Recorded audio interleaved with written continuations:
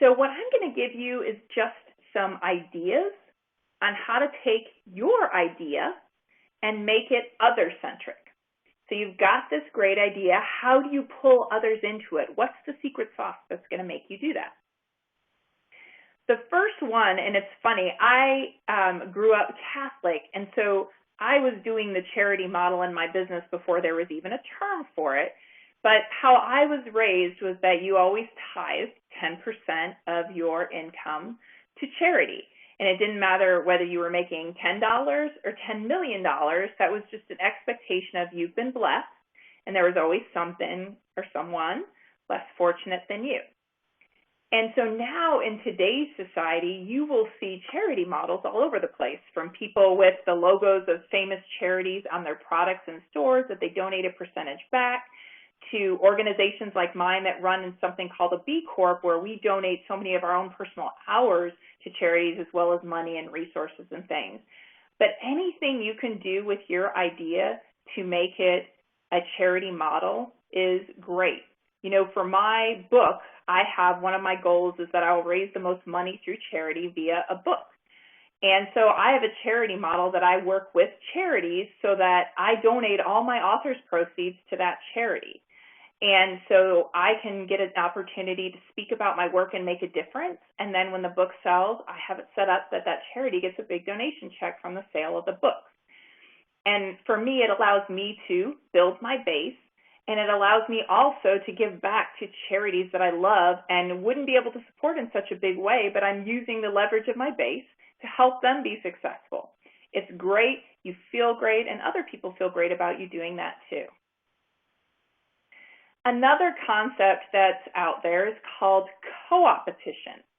And what it is actually taking your competition and creating cooperative agreements with them.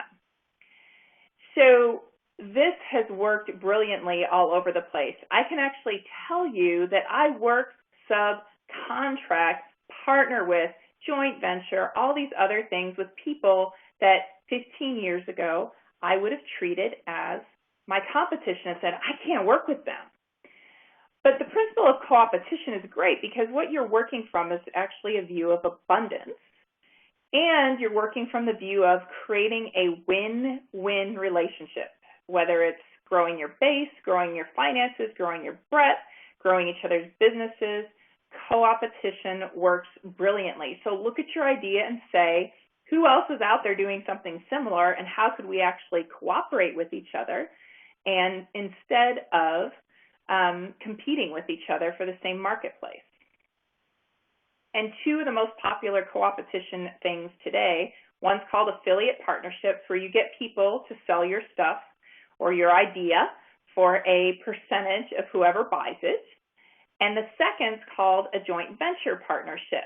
And joint venture partnerships are usually where you can either jointly develop products or jointly sell products, and you actually both get the benefit of that for your marketplaces, and you agree not to play in each other's playground, not in a monopolistic fashion, but in a way that allows you both to have maximum breadth.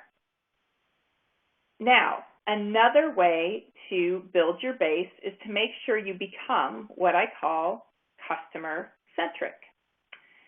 So when you become customer-centric, you are really thinking about all of your customers, and I'm going to show you all your customers in a minute. But it's not just your team, it's not just the people that are going to participate in your idea, it's a whole bigger place. And so we are going to talk about that in just a minute. But another tool to actually become other-centric is to make your big idea small and bite-sized so people can get it. So when I say make the big small, I'll just give you an example. I had an organization that had this brilliant curriculum that they wanted to get out and say they were going to sell it to all of the independent school districts around the U.S. on leadership and teaching children leadership in a public school atmosphere. The idea didn't go anywhere because most people know AISDs are incredibly bureaucratic and political. And so I talked to them about it. I said, look, why don't you propose and just get one school district on board and then show a business model where you take that school district and leverage it. That helped them build their base. People could get around that because it took their big idea and it made it in a way that their base could get it, support it, and help them grow it. Now, let's talk about the customer themselves. So I remember certain things always caught my eye in advertising, right? Even in the grocery line, sitting at the checkout and all that kind of great stuff. And what I realized after taking courses in human psychology is that they were appealing to the whole customer in various ways. So I'm going to teach you the most popular ways to ensure that you can build your base, and you can build it by appealing to the multiple me's that make up the human condition. So let me introduce you to all those voices in your head and everyone else's head. How do you appeal to the whole customer, the emotional one, the one that makes decisions emotionally, which is everyone? The first me in all of us is the emotional me. This is the one where we do want you to evoke an emotion in us around your idea. So think about, what emotion is it you want to evoke that will inspire people to come and be a part of what you're doing? There's another person in our head. It's called the skeptic, okay? The skeptic is sitting there waiting for us to prove to him why he's wrong. It doesn't matter what you give him. He's looking for you to give him some facts, some data, something that's going to make him feel like you're not pulling the wool over his eyes. That's our Mr. Skeptic. Then we have what I call the little kid in me, which is, oh my gosh, tell me something. I'm a part of something, technology, a revolution, exciting.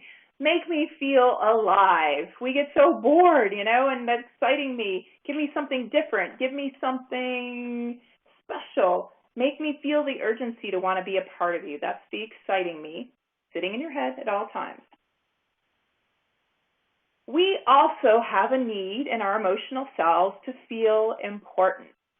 And so, again, anything you can do around your idea to make people feel really a part of it is important. We also have a desire to get in action if you do stimulate all those other parts of ourselves, called the action me. So, believe it or not, at any one time, those are all floating around in everybody's head. And you can appeal to all 7 of those and really get a base engaged. There's another few psychological things that we look for in our human condition. And next time you go through the checkout of your checkout line at your store, I want you to notice the use of some of these.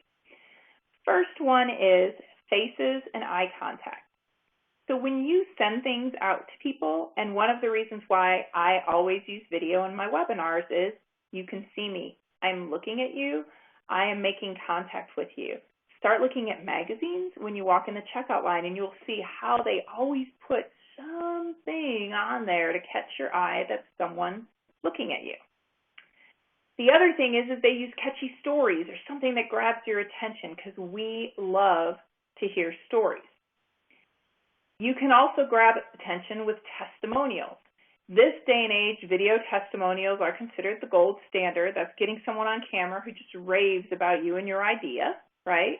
But written testimonials can work also. And it basically appeals to the skeptical me. The skeptical me feels like, oh, if other people say it's okay, then it's okay for me. Asking a question.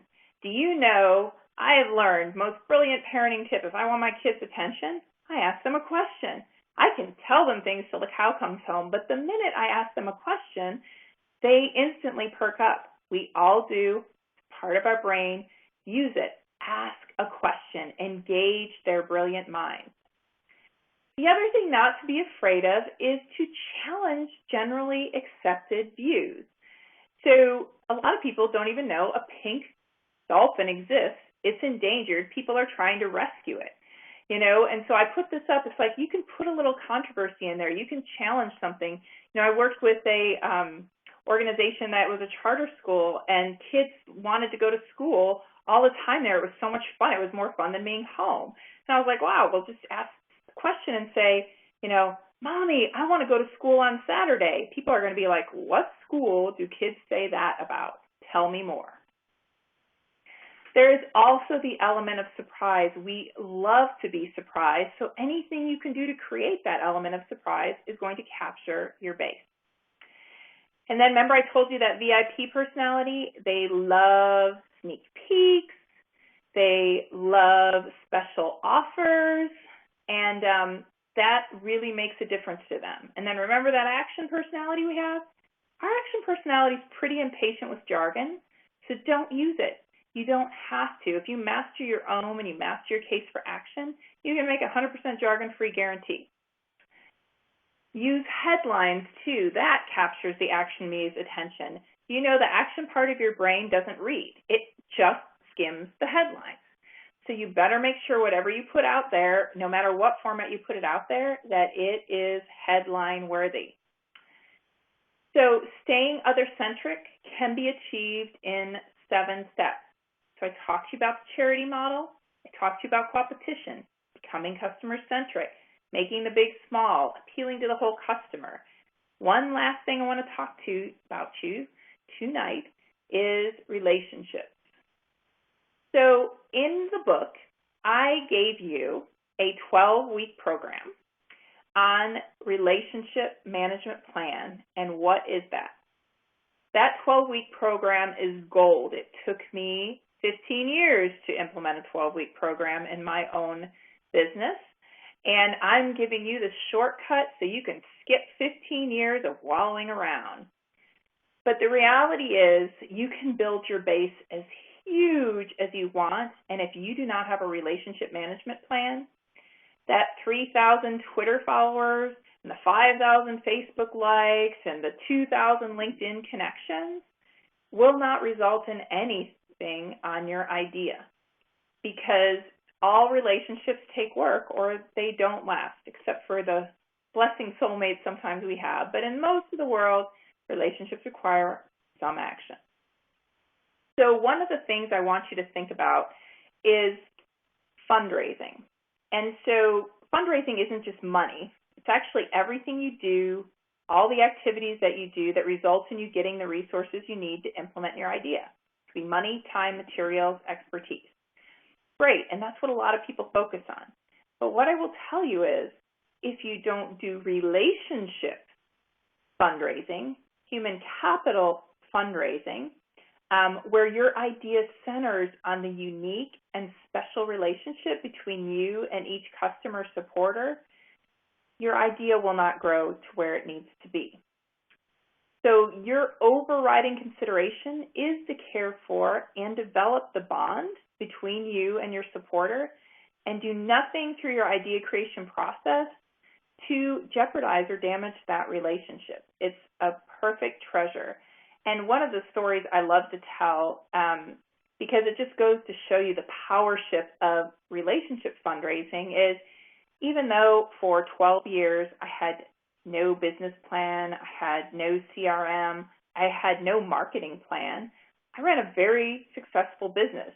You know, millions and millions of dollars of work, you know, lots of employees, lots of clients. You know, I've worked in over 50 different business sectors. But the one thing I always did is I managed my relationship capital and my relationship fundraising. And so there's no surprise to me that I have customers that I've had that have followed me to every job I've ever had and now exist today with me as clients of my own company. So you can get a lot of stuff done in your idea just by simply embracing relationship fundraising. And look at how many different groups of people you need to keep in your relationship management process and system. Everybody supports your idea, from the significant other who has to put up with you maybe not being there, to the clients who might buy the product, to the folks that give you expertise, to the folks that want to partner with you and make the idea happen. You have a lot of relationships to manage. And so I really do invite you to practice the 12-week plan I give you in the book, so that you, like I said, save yourself 15 years and do it in 12 weeks.